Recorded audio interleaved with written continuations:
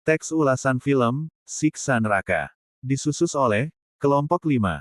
Judul film, Siksa Neraka. Tanggal rilis, tanggal 11 Desember tahun 2023. Sutradara, Anggi Umbara. KK, Diraj, Slamet Raharjo. Pemeran, Ratu Sofia sebagai Tias. Kesha Alvaro sebagai Fajar. Naila Purnama sebagai Azizah. Rizky Fahrel sebagai Saleh. Aryo Wahab sebagai Ustadz Syakir. Astri Nurdin sebagai Bu Rika. Slamet Raharjo sebagai Pak Harjo.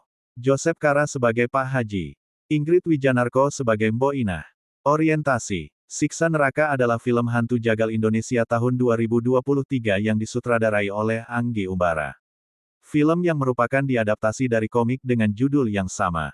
Film produksi di company ini dibintangi oleh Ratu Sofia, Slamet Raharjo, Kesha Alvaro, Aryo Wahab, Naila Deni Purnama, Rizky Fah. Tentu saja, kisah yang dinarasikan disangkut pautkan dengan nilai-nilai agama Islam dan berbagai jenis dosa yang biasa ditemukan dalam masyarakat, seperti mencuri, judi, tukang fitnah, korupsi, pezina, hingga penyuka sesama jenis. Sehingga ketika Lele mengangkatnya dalam bentuk naskah film, tentu pembabakan cerita sebab akibat sangat diperlukan. Untuk dasar dan gagasan dari film ini, saya tidak mempunyai masalah, tetapi untuk organisasi film ini, masih menunjukkan kekacauan dari sutradara Anggi Umbara. Film ini memang kelihatan kacau, dan untuk itu, saya memberi kritisisme. Sinopsis. Cerita film ini dimulai dari kehidupan keluarga kecil yang religius dan harmonis terdiri dari ayah, Aryo Wahab, ibu, Astri Nurdin, serta anak-anak mereka, Saleh, Rizky Fahrel, Fajar, Kesha Alvaro, Tias, Ratu Sofia, dan Azizah, Naila Purnama. Sang ayah, seorang ustadz muda terhormat di desa, dengan tekun mengajarkan nilai-nilai keagamaan kepada anak-anaknya, termasuk cerita tentang surga dan neraka. Pada suatu malam, keempat anak tersebut tanpa sepengetahuan orang tua mereka, menuju ke desa seberang. Naasnya, di perjalanan mereka mengalami musibah terhanyut oleh arus sungai.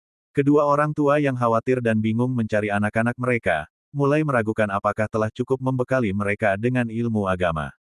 Pada saat yang sama, Saleh dan adik-adiknya terbangun di tempat yang menakutkan, menemukan diri mereka terpisah di dalam neraka yang penuh api.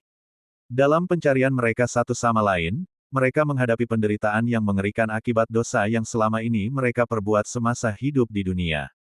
Analisis. Pengembangan kisah yang dilakukan Lele Laila dengan segala imajinasinya yang bagai sinetron azab ini masih bisa diterima secara konsep, karena memang dalam versi komik ceritanya begitu sederhana.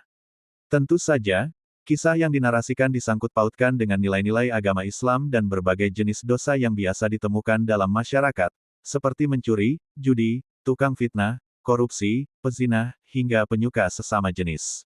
Kekacauan itu terlihat dari alurnya narasinya yang turut menunjukkan Lele, serta Anggi Umbara selaku sutradara, kurang riset dalam melogiskan kisah di luar jangkauan pengalaman manusia fana ini. Beberapa kritikus pun bingung bagaimana ceritanya manusia yang belum dikubur tetapi jiwanya berada di neraka, dan membuat saya mempertanyakan apakah saya melewatkan konsep tahapan hidup manusia sesudah mati yang pernah saya pelajari semasa sekolah. Kelebihan dari film ini. Untuk sisi positif dari film ini, film Siksa Neraka merupakan film yang cocok untuk kalangan remaja dan orang dewasa. Film ini juga mempunyai aspek tegangan dari azab yang dilandakan kepada tokoh-tokoh di film tersebut, dan karena itu, bagian horor dari film ini juga cukup bagus. Film ini juga memberikan sebuah ajaran kepada kita untuk tetap berjalan di jalur yang benar. Kekurangan dari film ini, ceginya efek komputer masih kurang bagus sehingga efek yang dihasilkan masih kelihatan tidak nyata. Berbeda dengan film luar negeri yang memiliki teknologi lebih maju sehingga ceginya lebih bagus dan efek yang dihasilkan lebih terlihat nyata. Juga, film ini memiliki alur cerita yang mudah ditebak.